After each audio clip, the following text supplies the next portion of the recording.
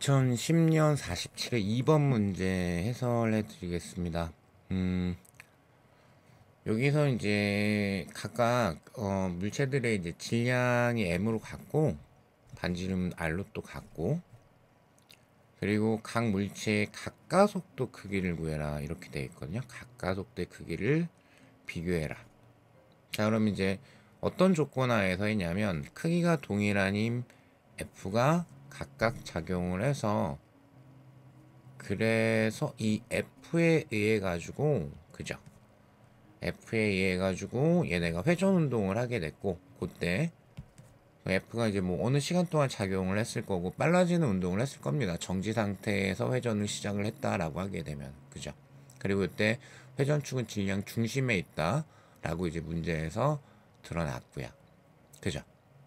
자, 그러면 강체역학일 수밖에 없네. 회전 자체에 대한 걸 질문하고 있기 때문에 뭐 요 내용 강체역학 쪽을 가지고 태클을 잡아야 될 것 같습니다. 그죠? 그럼 이제 마지막 질문이 각가속도의 크기를 비교하라고 그랬거든요. 그죠? 그럼 각가속도가 들어가 있는 제일 기본이, 즉 R자 힘은 ma다 라고 표현하는 것처럼, 회전운동 방정식 R자 토크는 관성 모멘트 각가속도, 아니면 가속도는 시간에 대한 속도의 변화율이다 인 것처럼, 각가속도는 시간에 대한 각속도의 변화율이다. 그죠? 각가속도 뭐 다른 데서 또 따올 수도 있긴 한데, 한 요 정도가 기초적으로 먼저 떠오르는 것 같아요. 요 안에서 해결을 할 수가 있을 것 같습니다. 왜냐하면 토크를 발생을 시키는 건 힘에 의해서 발생이 되는 거고요. 따라서 그 F가 작용했다라는 부분에서 토크가 어떻게 되는지 라는 거 얘기할 수가 있겠고요. 그리고 만약에 얘네 이 동일한 모양 하지만 어떤 그 질량 분포에 대한 관계만 다른 이 세 물체의 관성 모멘트를 비교를 할 수 있다면, 그죠? 각가속도의 크기를 비교를 할 수가 있을 것 같아요. 그죠? 자, 그러면 우선 관성 모멘트를 비교하기 전에 R자 토크는 어떻게 될 것이냐.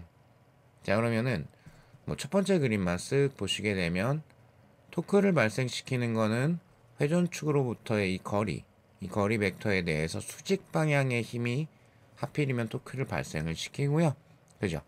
그러니까 이 F가 토크를 발생을 시킬 거고, F가 만드는 토크의 크기는 당연히 학습을 하셨으면은 R 곱하기 F 이렇게 될 거예요. 그리고 뭐 중력이든 뭐든 뭐 별다른 특이사항은 전혀 없기 때문에, 그럼 얘를 R자 토크라고 보셔야 되겠죠. 근데 이 세 개가 동일합니다. 그죠? 그러니까 이 R자 토크 자리는 똑같네요. 이해되실까요?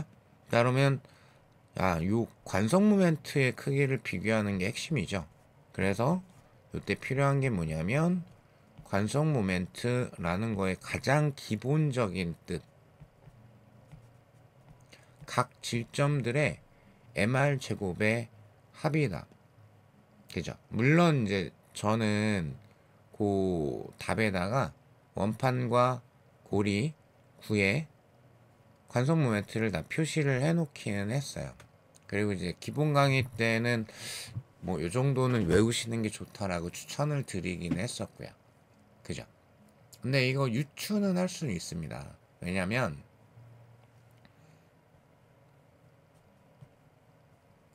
기본적으로 이제 질량이 다 똑같거든요. 그리고 외적인 모양 다 똑같고요. 반지름이 알로 다 똑같으니까요. 그러면 원판 같은 경우에는 총질량 m이 이렇게 균일하게 분포를 하고 있겠죠. 물론 이제 균일하다는 표현이 없기는 하지만, 없나? 다시 한번 읽어볼까요?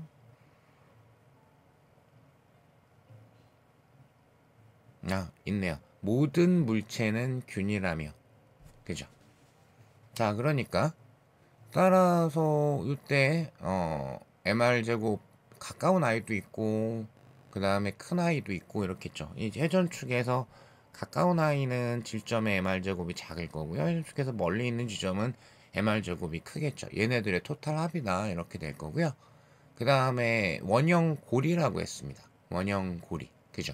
원형 고리는 질량이 어디에만 분포를 하고 있을까요?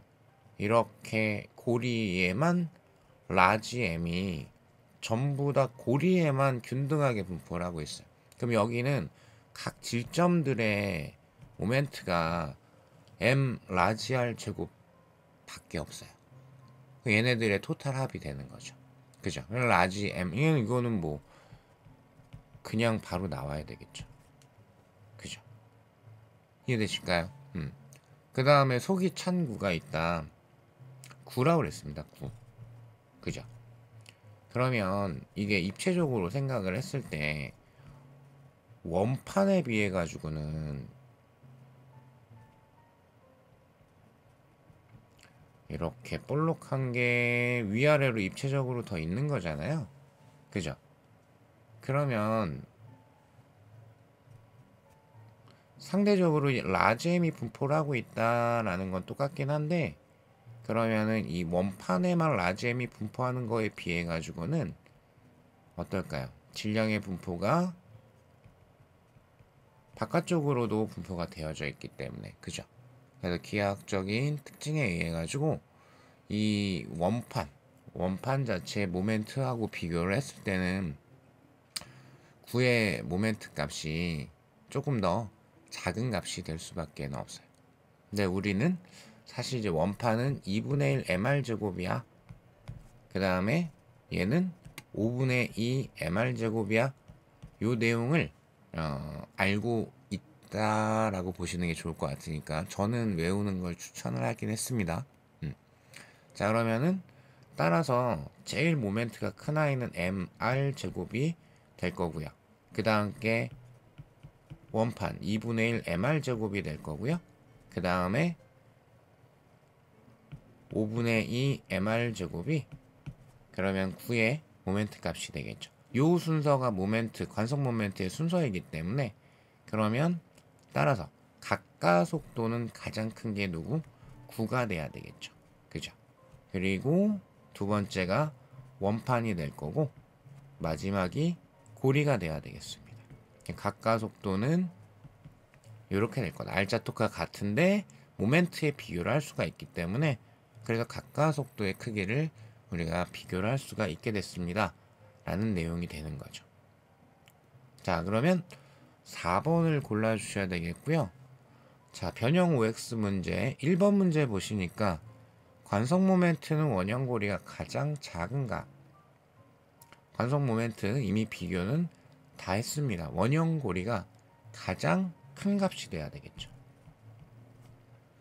자, 그 다음에 2번 정지 상태에서 각 물체가 F가 델타 T 동안 작용을 했다라고 가정을 한다면 각 물체의 각 운동량 변화량은 같냐? 마지막 질문이 각 운동량 변화량 이렇게 드렸어요.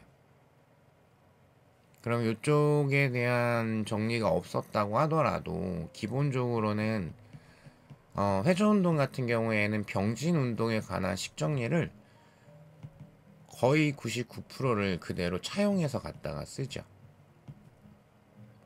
그러면 병진운동과 관계해가지고 그럼 R자인과 시간의 곱이 뭐가 되죠? 운동량의 변화량이 되죠. 그러면 회전과 관계해가지고는 대응되는 I로 바꿔만 주면 돼요. R자 토크에 의한 충격량이 각 운동량 변화량이 됩니다. 동일하게 적용하시면 돼요. 자, 그런데 R자 토크가 지금 문제 처음에 풀 때 확인했던 것처럼 모두 다 똑같았기 때문에 거기에 충격을 가한 시간도 동일하니까 각 운동량 변화량은 모두 다 같습니다. 자, 그 다음에 3번 2에서 델타 t가 지나는 순간 각속도는 어떻게 될까요? 이렇게 이제 질문을 했거든요. 자, 그러면은 뭐 해설지에 있는 것처럼 병진 운동에서는 이제 등가속도 직선 운동을 할 때 뭐 V는 V0 플러스 AT 이런 걸 쓰잖아요. 근데 이건 사실 외우는 식이 아니고 가속도에 대한 그냥 기본 내용이죠. 가속도가 시간에 대한 속도 변화야. 자, 그럼 회전 운동에서는 각가속도가 시간에 대한 각속도 변화가 되겠죠. 근데 우리가 이미 문제에서 뭐를 찾아놨냐면 이 아이의 관계를 찾아놨어요. 구가 제일 크고 그리고 고리가 가장 작습니다 라는 걸 찾아놨어요. 그런데 같은 시간 동안의 각속도 변화를 얘기를 한 거기 때문에 그죠? 따라서 이 각속도 같은 경우에는 당연히 각가속도가 큰 아이가 동일한 시간 동안은 각속도도 많이 변해요. 그죠? 그러니까 막 다른 데로 더 들어가기 전에 기본적인 아주 제일 기초적인 아이로 해결할 수 있으면 그걸로 그냥 해결을 하셔야죠. 그죠? 그럼 내가 각가속도를 문제에서 찾아놨었다? 그런데 같은 시간 동안에 비교를 물어봤어?